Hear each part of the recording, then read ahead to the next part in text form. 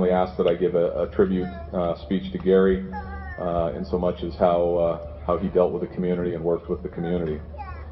Before I get into that, Johanna, Lillian, Amy, Sabrina, Garrett, Michelle, Daryl, Carlotta, and Harlan, on behalf of the men and women of the Calaveras County Sheriff's Office, I really want to offer our deepest condolences to all of you on your loss. I also want to thank you for sharing Gary with us for nearly 30 years. And by sharing, I know sometimes we were very selfish and it seemed like it was one-sided. Many of you knew Gary. Gary was easy to like. Gary would walk up to a complete stranger and make a very wisecrack just to get the conversation started. For those people that were a little stiff or a little quiet, he would raise that level of wisecrack until you reacted. He was not hesitant to use foul language and that wisecrack, and he was not hesitant to look you up and down and come up with a nickname for you. As many of you also know, Gary liked weird people. Not only did he like normal people, he really liked weird people. Gary would bring weird people into his office, and they would sit there for hours and tell stories about spaceships and things that most of us would not have the patience for. And I have to tell you, I really admired Gary because he would just sit there and listen and not just be quiet. He would respond, and he would engage them in conversation. It amazed most of us, and quite frankly, some of us that had an office next to him, it scared us a little bit.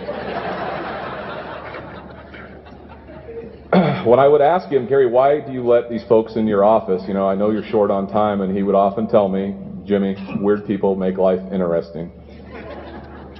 He was right. Right, wrong, or otherwise, when it came to the members of the community, he would sit and let people talk about their issues. He was great at that. He was very patient, and we all admired how patient he was with those citizens. Gary also loved to joke, as has been previously noted. He loved to laugh, and he loved to tell stories. Some of those jokes and stories made us very nervous, especially those that were told on the second floor of the office. Those jokes were not politically correct, and at times we wondered if Gary was laughing at the joke or how nervous he made all of us. I can tell you some of our reactions were priceless. I have met very few people in my life that like to laugh and enjoy life more than Gary, whether he was working on cars with Johanna or by himself, playing golf with his friends, or just sitting down visiting with other family or friends. Gary always seemed to be laughing out loud and having a good time while he was away from work. Gary also tried to have a good time while he was at work. However, the years he became a sheriff, there were a lot of stress and a lot of pressure on him. But he managed to maintain a very positive attitude and keep joking and keep smiling. And again, those are all very sincere, genuine qualities he had, and those are the qualities that I most admire. Many of us have recently watched on the news as people question whether the American dream is alive today. Well, it is the American dream that allowed the grandson of German immigrant farmers to move to California and ascend to become the elected sheriff in what is the greatest state in our union.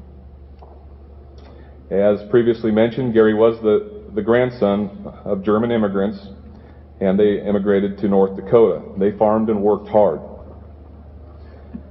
After Gary was born, they did move to California for a better opportunity for the family, and when Gary chose to begin his work, he chose to work with his hands just like his family. He was very proud of his days as a concrete mason. He reminded us of working from the bottom to the top quite frequently.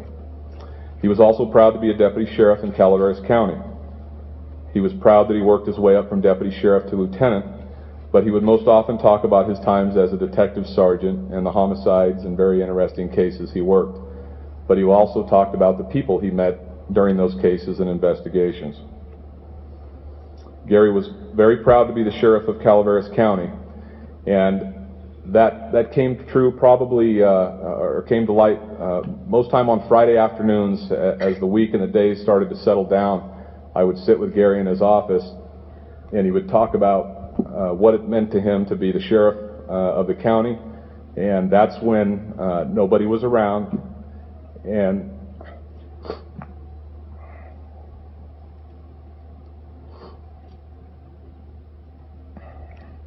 he would talk about what a duty and honor it was to take care of all of you.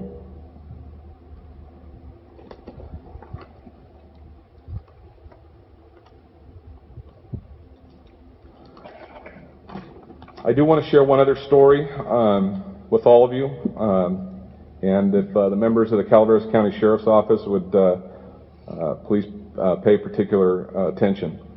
The story I want to share with you is about an incident that happened 200 years ago. 200 years ago, our nation was involved in a war. It was the War of 1812. The British wanted to make the United States a colony again. They did not want us to be our own separate country. The British were winning that war, and they were moving up the East Coast, destroying our newly created American cities. The British burned down Washington, D.C. and our White House. They moved up towards the Chesapeake Bay, and their sights were set on Baltimore. There was a massive amount of British warships, and things were not looking good for our new country. Right in the path of those British warships was Fort McHenry. Fort McHenry had a large American flag standing in front of that fort. Very, very similar to the flag that's draping our sheriff's coffin today.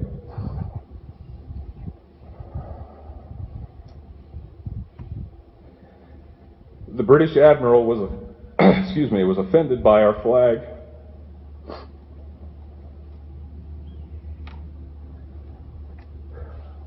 And warned the Americans to take it down by dusk or else. As the sun went down, the bombardment from the ships and cannons started. The cannons and explosions and activity of war created so much dust and debris it was hard to tell if the flag was still there. As it turned dark, the flag was no longer visible to many of the soldiers. All night long, the fighting continued. The next morning, as the sun rose, some soldiers from outside the fort and others began looking for the flag. However, the air was still very dusty and dirty due to the battle that went throughout the night. In a clearing, the soldiers noticed something, and it was the American flag. There she stood. What was not visible to the soldiers outside the fort or the British were the bodies of the soldiers who perished keeping that flag standing tall.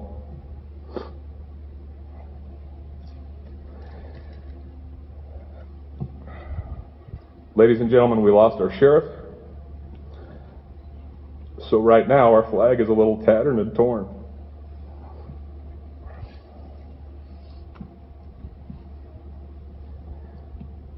However, tomorrow morning, the men and women of the sheriff's office will walk out the front door and we'll raise our American flag again.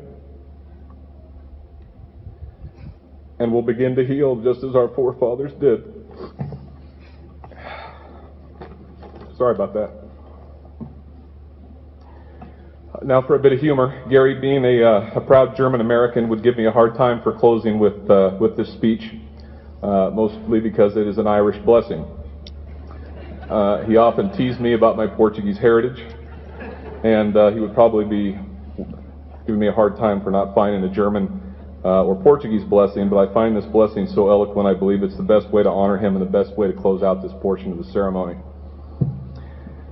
May the road rise to meet you. May the wind be always at your back. May the sun shine warm upon your face and rain fall softly upon your fields. And until we meet again, may God hold you in the hollow of his hand. Thank you.